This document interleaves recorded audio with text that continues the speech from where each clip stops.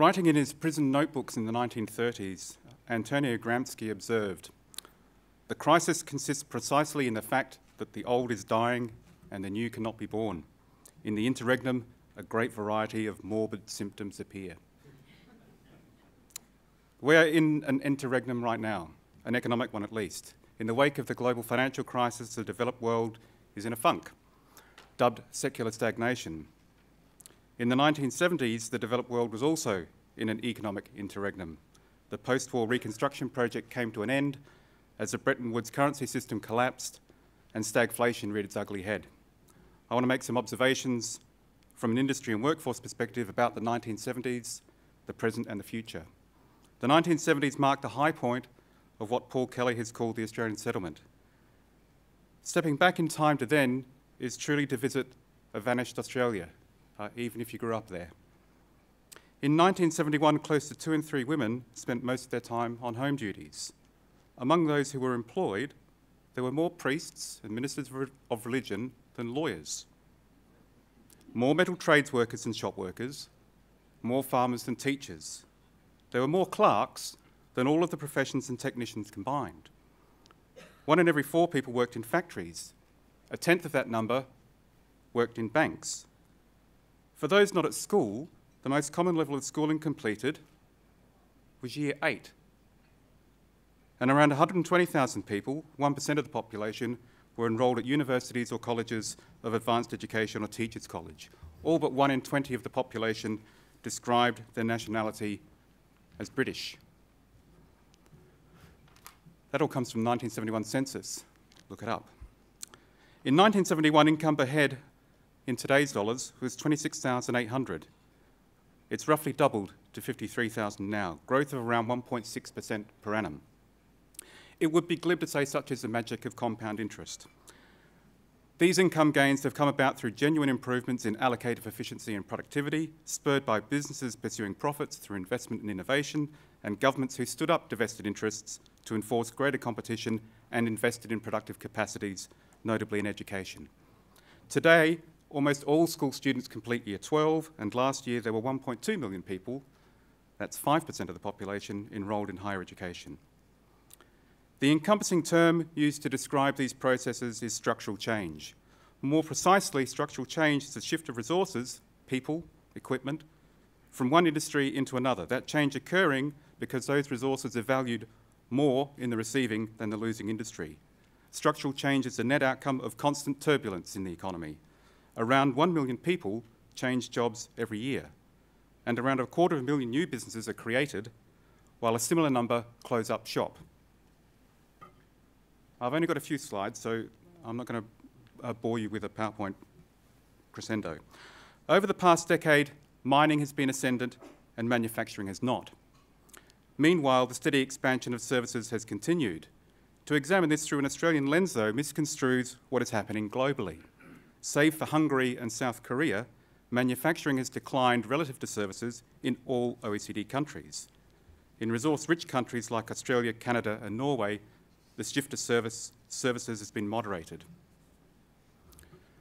Many people rue the relative decline of manufacturing and the closure of iconic factories. As someone who grew up in the northern suburbs of Adelaide, I know what a deep blow the closure of Holden's represents to that community. There is no question that structural change leaves victims in its wake and doesn't meet the condition of Pareto improvement.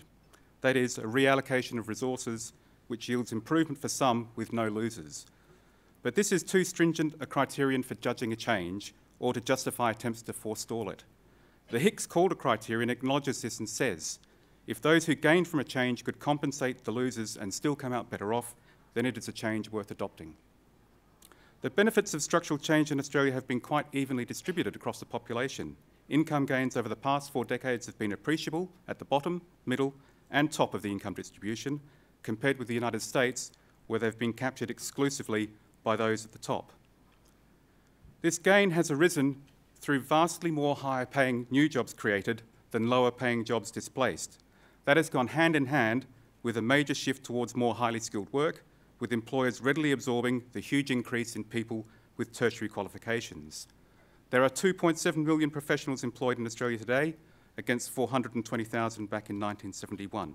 there are around 4 million people with a degree, against 180,000 in 1971. This constant interplay between the demand and supply sides of the labour market has been characterised as a race between education and technology. So much for the past and the present, what of the future? Every attempt to imagine the future is at heart an examination of the present. This is as true for those whose realm is a purely imaginary, like novelists and filmmakers, as it is for actuaries and technocrats who trade in forecasts and projections.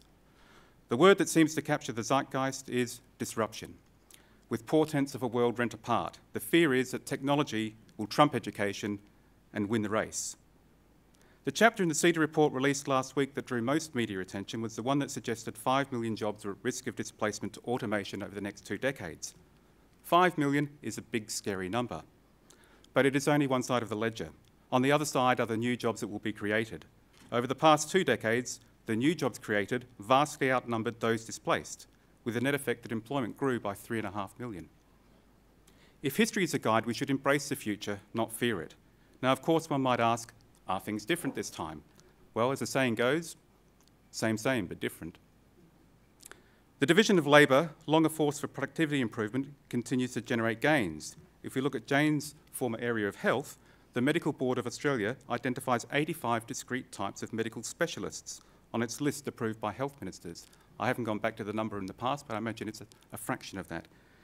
In Ziggy's area, in IT, there's burgeoning numbers of new specialists in fields like data analytics. Similarly, the capacity of the economy to create new service jobs seems limitless. As wages rise, so too does the opportunity cost of leisure time, hence rising demand for personal trainers, financial planners, and dining out. There is no question that automation will displace jobs and tasks within jobs. Jobs that are the least susceptible to automation are those that involve high levels of perception and manipulation, creative intelligence, and social intelligence, typically those that require the greatest investment in education and training. Our own analysis shows that employment grew much faster in the past 2 decades in jobs considered to be the least susceptible to automation, 2.9% a year, compared with 1.1% a year for those most susceptible. When we examine how occupations are distributed across industries, we find that it is the faster growing service industries that have the lowest incidence of jobs susceptible to automation.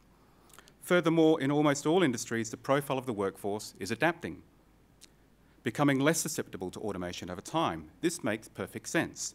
As machines substitute for routine tasks, it frees up resources that can be allocated to less routine tasks of higher value.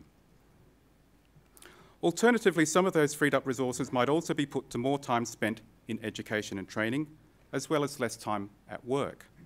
Contrary to popular belief, for those in a job, working hours are falling.